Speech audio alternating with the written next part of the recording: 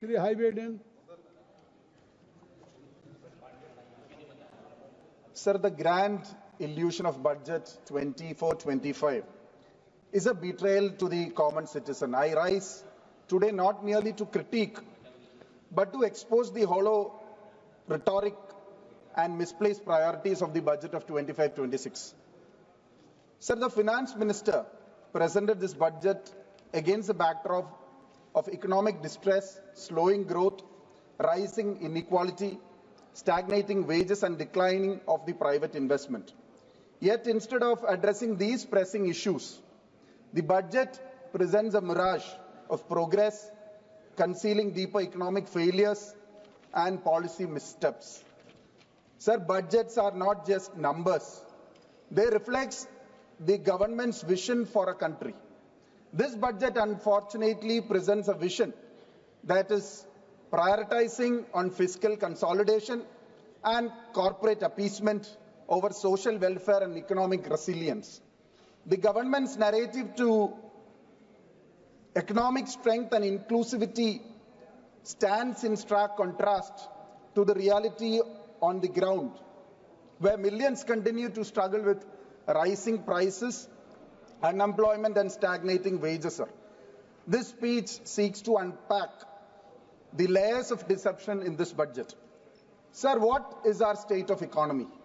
The government projected a nominal GDP growth of 10.5%, but the first advanced estimate FAE for 24-25 is at its lower at 9.8%. Real GDP growth expected is to between 6.5 to 7%, has settled to 6.4%, a decline from 8.2% the previous year. These numbers alone expose the government's overestimated claims and fragile state of our economy, sir. Sir, economic growth in isolation does not indicate prosperity. We must examine how the growth is distributed across sectors among different segments of our society. A closer look at the sector trends reveals troubling signs, sir. Manufacturing, a critical driver of the employment, has slowed down from 9.9% to 5.3%. Mining growth has plummeted from 7.1% to 2.9%. Trade and transport growth has dipped from 6.4 to 5.8%.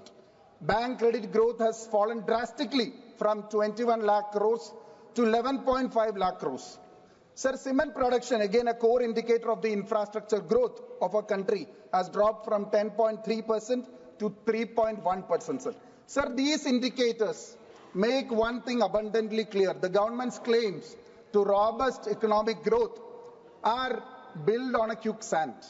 The so-called high GDP growth does not translate into higher employment opportunities nor increased wages of workers. Instead, its corporate profits are surging even as real wages for workers stagnate or decline, sir.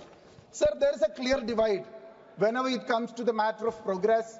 Whenever it is compared to any other statistics, we can see a clear divide between the north and the south, sir. Even we know that the government is always famous for dividing the country on the basis of religion, on the basis of food we eat, on the basis of the clothes we wear. We know that. But this is the first time that even on the basis of GST, the country is divided on the basis of north and south. Sir, I'll give you a small example. The traditional snacks which we consume in Kerala, which is commonly known as banana fritters, for Malayalis emotionally, Palamburi is a common snack. Palamburi is a common snack of our daily routine. And Ulunnu vada, dal vada, sir, you must be knowing dal vada, all steamed items like kolukata, eleda, all these are dumplings, rice dumplings, sir. All these products are taxed at GST at 18%. On the other hand, we can see, sir, the jalebi, laddu, or barfi, or gulab jamun is taxed at 5%. Sir, Lord Ayyappa won't forgive the BJP or the ruling party. Because Lord Ayyappa जो प्रसाद में लेता है, the प्रसाद में जो लेता है sir उन्नीयप्पम, sir उसको भी GST लगाए sir. Even the curse of Lord Ayyappa is not going to make you happy, I'm telling you, they are going to be in big trouble with this taxation. Sir, this is a serious thing. We should not take it lightly, sir. According to the Kerala Bakers Association, the GST remedy was put forward to them. A small FSN code was the only issue, but it is not sorted out yet, sir. Sir, GST on life-saving drugs, an important issue, sir.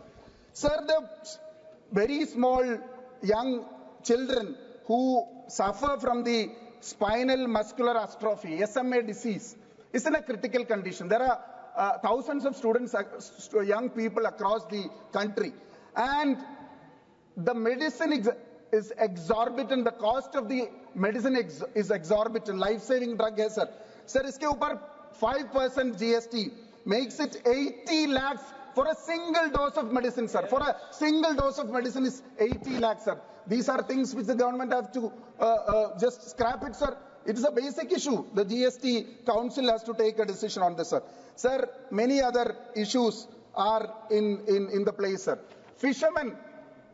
When the government talks about fishermen, they say a lot of things, but unfortunately, the life and livelihood of the fishermen are in great trouble. Even the equipments they use, the fishing ropes, nets, and even the fishing hooks and ice boxes they use for their daily livelihood has been taxed at 18%, sir. This is exorbitant. This has to be removed. Sir, the budget's betrayal again continues, sir.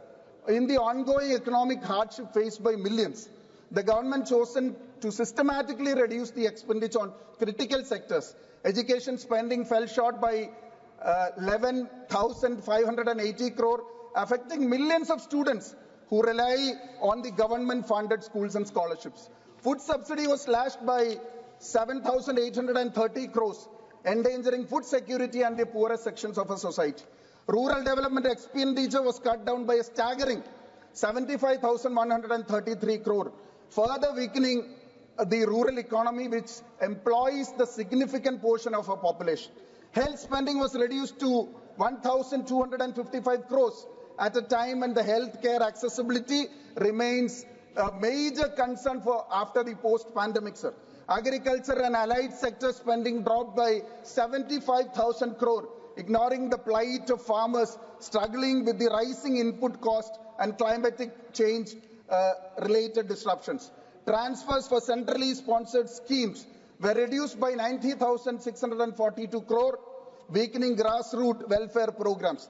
Sir, such drastic expenditure cuts in crucial sectors suggested that the government is prioritizing fiscal discipline over the welfare measures of our citizens. This fiscal prudence should not come in the cost of basic human needs such as food security, education and healthcare, sir. Sir, who really benefits, sir?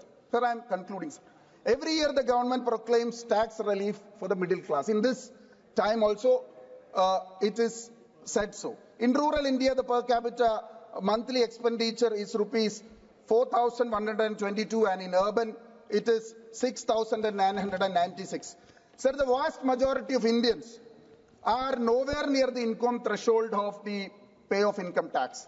Only 2 crore people, just 4.6 of the workforce, actually pays income tax, while the remaining 95% struggle to make their ends meet, sir.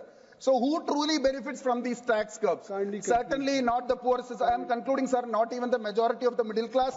It is the wealthy, elite people who reaps the rewards, while the common citizen is burdened with inflation, high direct taxes and reduced government support, sir. Sir, I strongly oppose the finance bill raised by the Honorable Finance. Sir, conclude कर रहे हैं sir. Sir, conclude कर रहे हैं ना sir. Sir, एक महत्वपूर्ण बात छूट गया सर. एक और बात, एक लाइन. Sir, एक. Thank you, sir. Sir, I am just concluding. Sir, my last point is, while I am opposing this, my last point is, being a Keralite, being a member of parliament from Kerala, sir, there are significant amount of NRIs who contribute to our economy.